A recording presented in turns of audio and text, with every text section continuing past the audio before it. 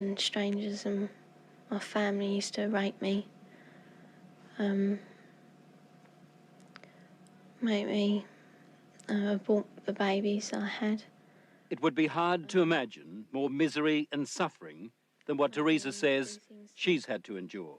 And us kids would be made to do things with the adults and the animals, and then a sacrifice would happen. The sacrifice, were these animal sacrifices? Animals and people. On what scale do you think this was happening? Enormous, far beyond what we've ever heard of here before. Teresa's mother, Bridget. You're talking about mass murder? Yes, on a scale that this country's never heard of before. Like the old people's homes now, only these are... For the first time, Teresa is learning what it's like to live with love instead of fear. Pretty low.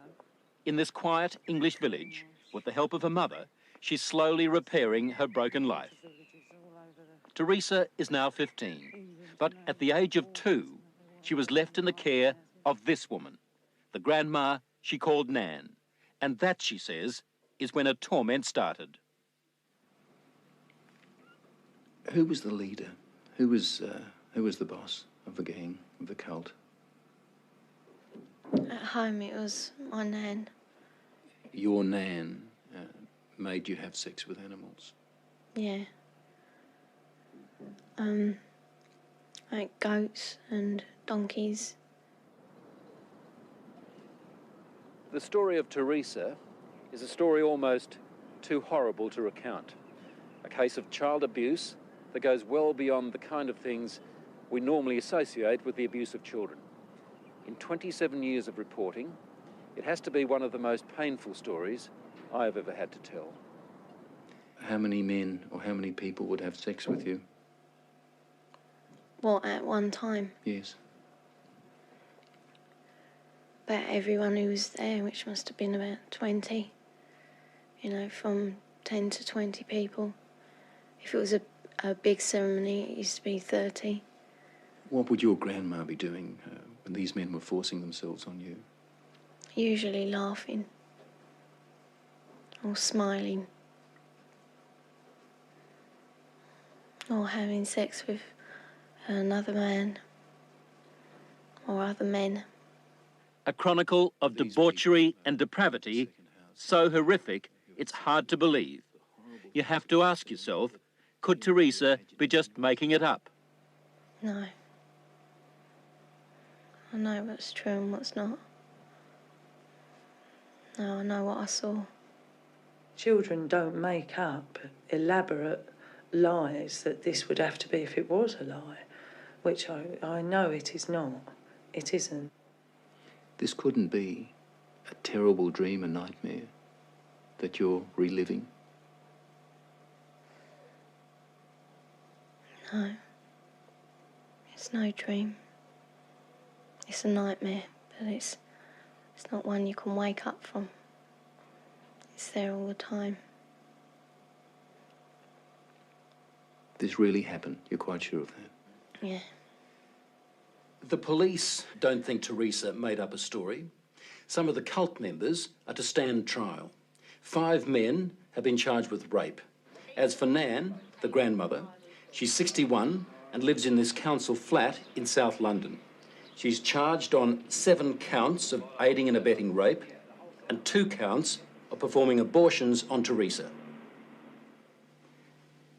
If you're finding this hard to believe, so did I at first. But then there are the medical reports, evidence of sustained sexual abuse. And there's this, a statement prepared for 60 Minutes by Teresa's psychiatrist. It says, in my opinion, Teresa's account is not the product of a psychotic illness, nor the figment of a fertile imagination. I believe her to be telling the truth. I know what's true and what's not. We also took Teresa's story to this man, therapist Ray Wire. He reads a transcript of our interview and listens to her voice. It's no dream. Few people, if any, in Britain have counselled as many victims of satanic abuse or Satanists themselves as Ray Wire has. If there is an expert on satanic cults, it would have to be him. Do you believe Teresa's story? I believe Teresa's story. It's exactly the same story as I've heard from men who says they've done it. You've dealt with other cases like hers? Yes. 21 cases like hers, he says, in the past 2 years alone. Themes like they were put in boxes with spiders and worms, where they were trapped in fear, where there was a high use of excrement and urine, where there was talk of human sacrifice. Take just one of those rituals, putting children in boxes with spiders and worms.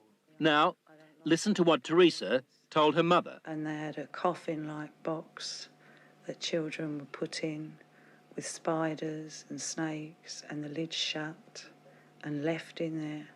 I would have come out deranged. I could not have coped with that mentally at all. You have evidence to back up stories like Teresa's, that this is really happening? Well, we have that age of child, 6, 5 and 4, giving information that ties up with Teresa. How do those children know? How do those children able to describe rituals, to talk about ceremonies, to talk about sacrificing animals? How do those children know? Nightmares, imagining it? You can't imagine those things at 3 and 4 years old, and you also don't have the evidence of anal sex abuse and oral sex abuse and all that other abuse that clearly those children have experienced and endured. During these ceremonies, was Satan, the devil, ever referred to? He was called Lucifer.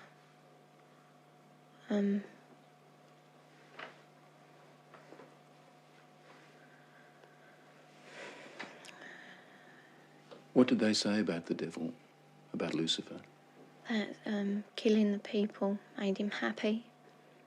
Sacrifices to please the He devil. used to talk about According to Teresa, the worst rituals took place at a house somewhere in the country. it was big, expensive. From the front, it looked like a castle. It had a long drive and big double wooden doors. Do you think they were rich people then? Very rich.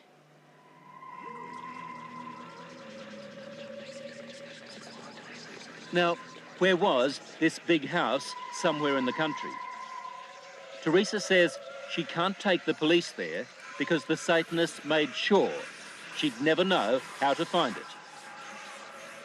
Teresa was always drugged, or on a couple of occasions she says she was knocked out, so that she never fully knew the route. There was a tramp who was brought in once, and he was killed.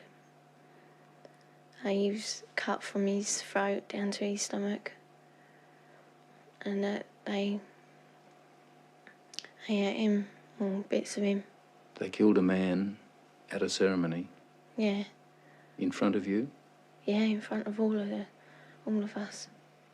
Did the tramp, did this man fight back? No, I think he was, drunk or something. He seemed really dopey. He was laughing a lot when he was brought in. And he started screaming when they began to cut. But after a while, he died. I'd seen a few killings before then. Although I wasn't used to it, that was the way